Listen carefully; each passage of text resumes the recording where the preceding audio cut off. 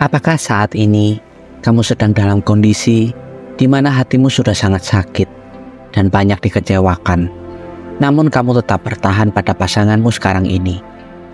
Meski terlihat baik-baik saja dari luar, namun ada sesuatu yang kamu tahan, dan hal itu sangat menyakitkan. Jika memang hal itu yang kamu rasakan, mungkin video kali ini sangat cocok untukmu. Karena pada video kali ini, saya akan memberikan beberapa alasan mengapa seseorang mau bertahan pada hubungannya walaupun dia merasa sakit. Simak video ini hingga akhir agar kamu tidak gagal paham. Selamat datang di Psikopedia, di mana kita bisa saling berbagi pengalaman hidup agar hidup kita bisa lebih bahagia dari hari ini. Sebelum kita lanjut ke dalam materinya, mari kita seruput kopi terlebih dahulu. Oke, let's go.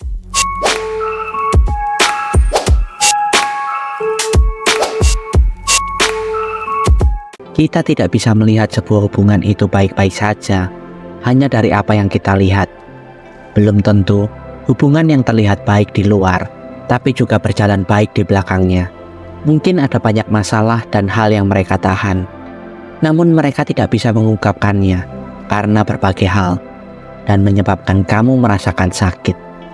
Berikut ini beberapa alasan orang mau bertahan pada sebuah hubungan walaupun mereka sudah tersakiti. Pertama, dia sudah berkomitmen dan percaya kepada pasangan. Seseorang mungkin memilih untuk bertahan dalam hubungan yang menyakitkan karena adanya komitmen yang telah dibangun dan kepercayaan terhadap pasangan. Komitmen bisa menjadi fondasi yang kuat dalam sebuah hubungan, yang membuat seseorang merasa memiliki tanggung jawab dan kewajiban untuk tetap bersama, walaupun situasinya sulit. Selain itu, kepercayaan terhadap pasangan menciptakan harapan bahwa keadaan akan membaik, atau bahwa pasangan akan berubah dengan seiringnya waktu. Kondisi ini bisa disebabkan oleh keyakinan bahwa hubungan tersebut memiliki potensi untuk berkembang menjadi lebih baik, atau karena rasa takut kehilangan apa yang sudah dibangun bersama. Ada juga faktor emosional seperti rasa cinta, kenangan indah di masa lalu, dan ketakutan akan ketidakpastian jika hubungan tersebut berakhir. Terlepas dari itu, meskipun komitmen dan kepercayaan dapat menjadi pendorong yang positif, bertahan dalam hubungan yang menyakitkan juga bisa berisiko pada kesehatan mental dan emosional seseorang. Bertahan dalam hubungan yang menyakitkan seringkali menciptakan konflik batin. Di satu sisi, seseorang mungkin merasa terikat oleh janji-janji yang telah diucapkan. Sementara di sisi lain, mereka merasakan tekanan dan penderitaan yang terus-menerus. Komitmen yang kuat dan kepercayaan pada pasangan membuat mereka yakin bahwa upaya bertahan akan terbayar. Mereka berharap bahwa pasangan akan mengerti, berubah, atau mengatasi masalah bersama. Kedua, terjebak pada sifat selalu memaafkan pasangan. Seseorang mungkin bertahan dalam hubungan yang menyakitkan karena terjebak pada sifat yang selalu memaafkan pasangan. Sikap ini biasanya lahir dari empati yang mendalam, keinginan untuk melihat sisi baik orang lain, dan harapan bahwa pasangan akan berubah. Mereka seringkali mengabaikan atau meminimalkan rasa sakit yang dialami, karena lebih fokus pada keinginan untuk menjaga perdamaian dan kelangsungan hubungan. Kecenderungan untuk selalu memaafkan bisa berasal dari berbagai faktor, termasuk pola asuh yang mengajarkan pentingnya kesabaran dan pengampunan, atau pengalaman masa lalu yang membuat mereka merasa bahwa memaafkan adalah bentuk kekuatan. Namun, ketika sifat ini terlalu dominan, seseorang bisa menjadi rentan terhadap perilaku manipulatif atau toksik dari pasangan, seperti gaslighting atau pengabaian emosi. Masalahnya, kebiasaan memaafkan yang berlebihan dapat mengaburkan batasan yang sehat dalam hubungan. Seseorang mungkin mulai berpikir bahwa semua orang memiliki kekurangan dan layak untuk dimaafkan. Akibatnya, mereka terus bertahan meski hubungan tersebut merugikan mental dan emosional mereka. Sangat penting untuk kamu yang memiliki sifat ini untuk menyadari bahwa memaafkan itu baik, tetapi harus diimbangi dengan batasan yang jelas. Memahami bahwa memaafkan tidak berarti membiarkan diri terus-menerus disakiti adalah langkah awal untuk membuat dirimu sendiri lebih bahagia. Ketiga, tidak berani melawan meski selalu diperlakukan buruk oleh pasangan. Seseorang mungkin bertahan dalam hubungan yang menyakitkan karena merasa tidak berani melawan atau membela diri, meskipun selalu diperlakukan buruk oleh pasangan.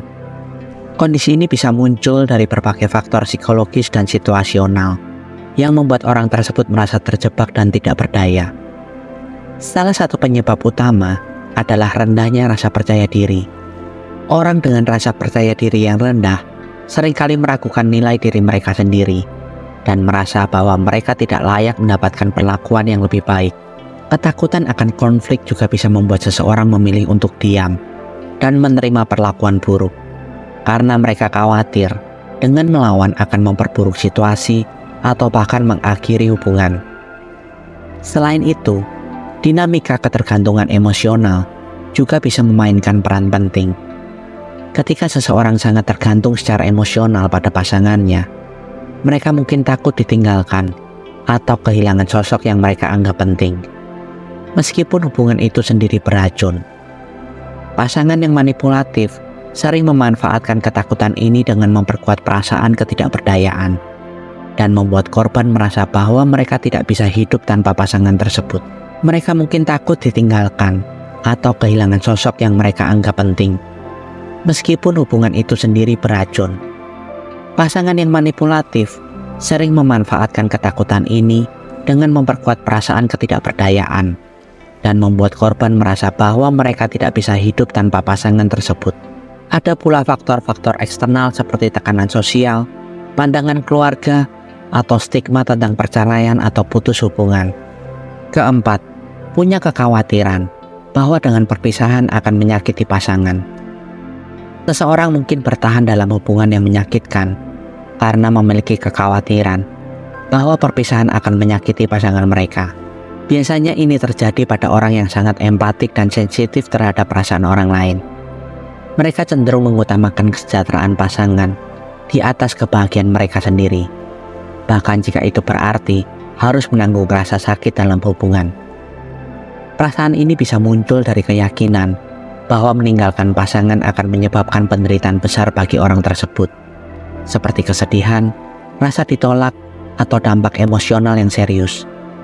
Orang yang memiliki perasaan tanggung jawab emosional yang tinggi seringkali merasa bahwa mereka harus menjaga kebahagiaan pasangan mereka, meskipun hal itu mengorbankan diri sendiri. Selain itu, jika pasangan tersebut menunjukkan ketergantungan emosional atau mengancam untuk melakukan tindakan negatif jika ditinggalkan, rasa takut akan dampak perpisahan bisa menjadi lebih intens. Kekhawatiran ini sering diperparah oleh rasa bersalah yang mendalam dan bayangan akan dianggap kejam atau egois karena memilih kebahagiaan pribadi. Orang tersebut mungkin terjebak dalam pola pikir bahwa mereka adalah satu-satunya sumber dukungan bagi pasangannya, sehingga mereka terus bertahan demi melindungi pasangan dari rasa sakit. Namun, penting untuk disadari bahwa terus-menerus mengorbankan diri sendiri dalam hubungan yang menyakitkan tidak hanya merugikan kesejahteraan mental dan emosional, tetapi juga bisa menciptakan ketergantungan yang tidak sehat bagi kedua belah pihak. Dalam jangka panjang, ini dapat menghalangi keduanya untuk tumbuh dan menemukan kebahagiaan yang lebih sehat dan seimbang. Menyadari bahwa setiap orang berhak atas hubungan yang saling menghormati dan mendukung adalah langkah pertama untuk memahami bahwa menjaga kesejahteraan pribadi bukanlah tindakan yang egois, melainkan suatu keharusan untuk keseimbangan dan kesehatan emosional.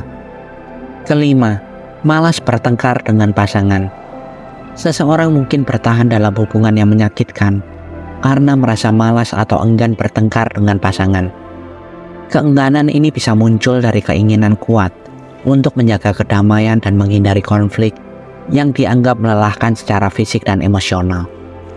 Orang seperti ini seringkali lebih memilih mengalah atau memendam perasaan mereka daripada menghadapi konfrontasi yang mungkin memicu pertengkaran. Sikap ini bisa dipengaruhi oleh pengalaman masa lalu yang mengajarkan bahwa konflik seringkali berakhir buruk, seperti hubungan keluarga yang penuh pertengkaran atau trauma masa kecil yang membuat seseorang sangat sensitif terhadap perdebatan. Orang-orang ini mungkin tumbuh dengan keyakinan bahwa pertengkaran tidak pernah membawa solusi dan lebih baik dihindari demi mempertahankan stabilitas. Meskipun artinya harus mengorbankan perasaan dan kebutuhannya sendiri. Selain itu, kelelahan mental akibat pertengkaran yang terus-menerus bisa membuat seseorang merasa apatis dan tidak punya energi untuk menghadapi situasi serupa. Mereka mungkin berpikir bahwa mempertahankan hubungan dalam keadaan damai lebih mudah daripada berhadapan dengan argumen yang tidak berujung. Meskipun mereka sadar bahwa hubungan itu menyakitkan. Namun, sikap ini dapat merugikan dalam jangka panjang. Karena menumpuknya masalah yang tidak pernah diselesaikan akan menambah tekanan emosional. Hubungan yang sehat seharusnya memiliki ruang untuk komunikasi yang jujur dan perbedaan pendapat, di mana perbedaan itu dapat dibicarakan dengan kepala yang dingin. Menghindari pertengkaran sepenuhnya bisa membuat seseorang merasa terjebak dalam perasaan tertekan dan tidak dihargai. Itulah beberapa alasan mengapa orang mau bertahan pada hubungan yang menyakitkan. Jujur, tipe orang seperti ini biasanya memang lebih memperdulikan perasaan pasangan dibandingkan dengan perasaannya sendiri. Jika memang kamu bertemu dengan orang seperti ini, jagalah baik-baik dan jangan biarkan dia terus merasa sakit sendirian. Terima kasih sudah mendengarkan video kali ini hingga akhir. Jika kalian ingin berbagi pengalaman hidup kalian, dan mungkin hanya sekedar berkeluh kesah tentang kehidupan, kalian bisa komen di bawah video ini. Dan saya akan dengan senang hati menjadi pendengar dan rumah bagi kalian yang membutuhkan seseorang untuk mensupport kalian. Dan sertakan hashtag, saya ingin hidup lebih bahagia, di setiap komen kalian. Sampai bertemu di video selanjutnya. Tuhan memberkati.